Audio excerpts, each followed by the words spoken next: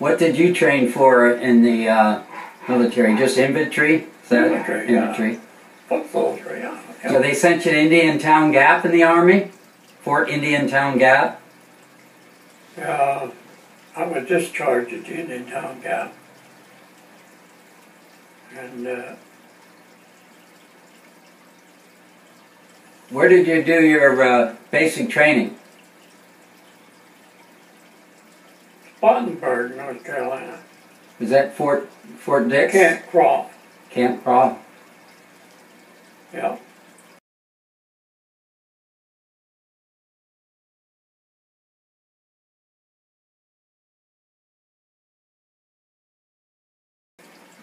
Did they take you on a boat? I went over on the Queen Elizabeth. Queen Elizabeth. Where did you sail out of?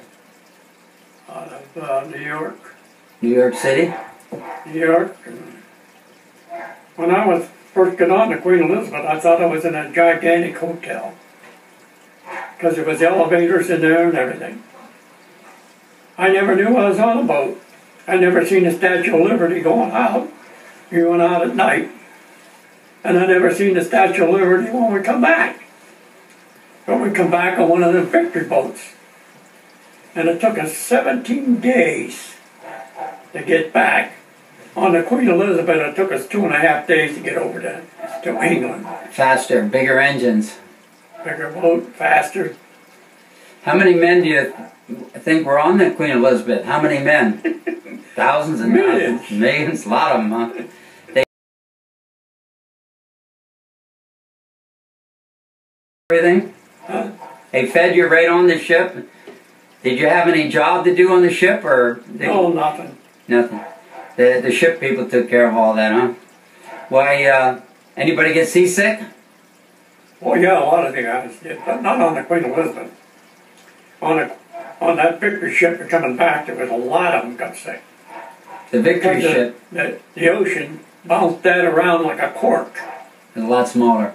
But the Queen Elizabeth went straight, the rough waters and everything didn't affect it. It rode just as smooth as anything. Where did you, when you were going over on the Queen Elizabeth, where did you land? What port? England? Yeah, I told you that. But in this victory ship, they claimed that, now these victory ships was all welded.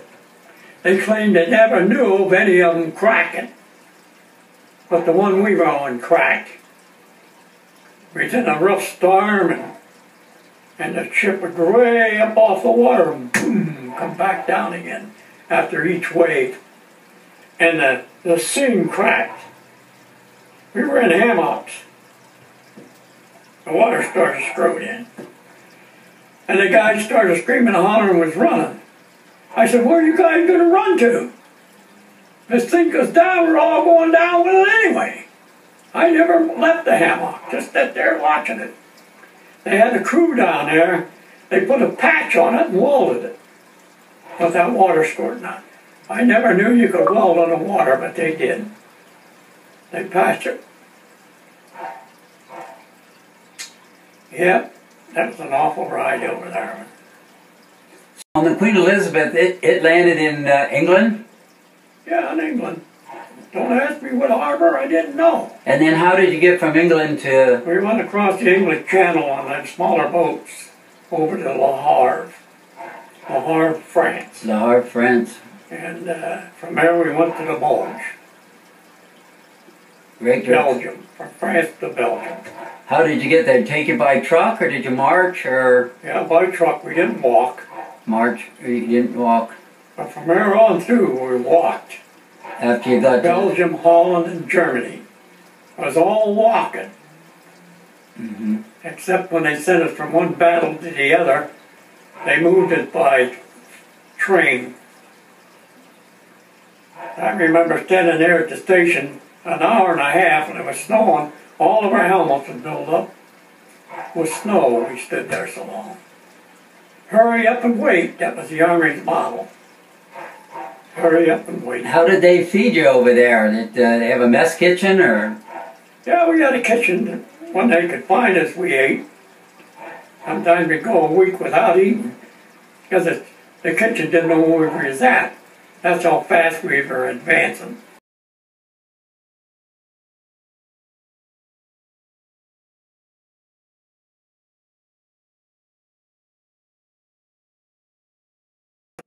So your first battle was the Battle of the Bulge.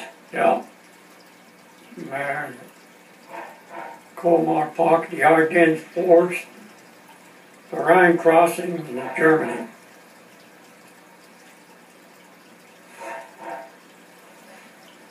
So Yeah. when did you We was on the Ruhr River. That was the end of our fight. Of course, we never knew at that time. the Rhine? The Ruhr River. Roar. And we were sent out on this patrol to see if this town was taken, and it wasn't taken. And the mayor surrendered the town to us. And we were sitting on this big elaborate house watching over the Ruhr River, and they were blasting the bridge up above.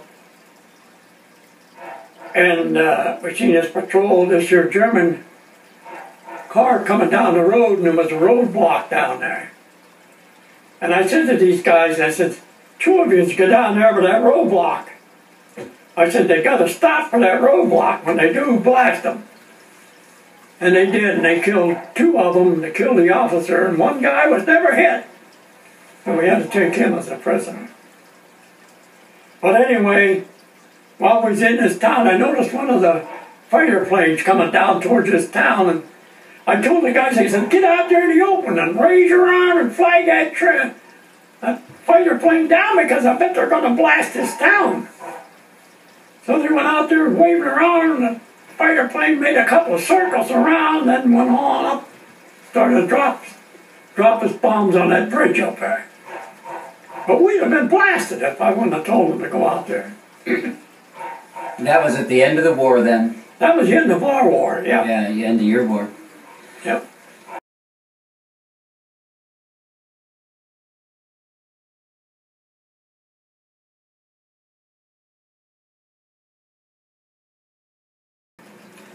When you... one of Patton's tank, when they were spearheading, I rode one of the tanks. I was tired of walking. I was behind a 60 caliber machine gun, watching for Paducah men. And we took this town, was on the outskirts of this town, and I looked out there in the field of the guy digging in. I said to the tank commander, I said, look, I said, there's a guy digging in out there, I believe I can get him. No, don't shoot him. You give away our position, he said. I said, you gotta be kidding me. There's about 15 or 30 tanks and we're spearheading, they don't know we're here. They surely did know we were there. They started sending mortar shells in on us. Well, the tank commander there, he said, close the lid. He said, we're gonna get out of here. And I said, well, so am I. He closed the lid and I got off the tank. And they still was throwing the mortar shells in, hitting the roof, and the shingle slate was coming down. I run around, and one of the mortar shells hit about 6 foot in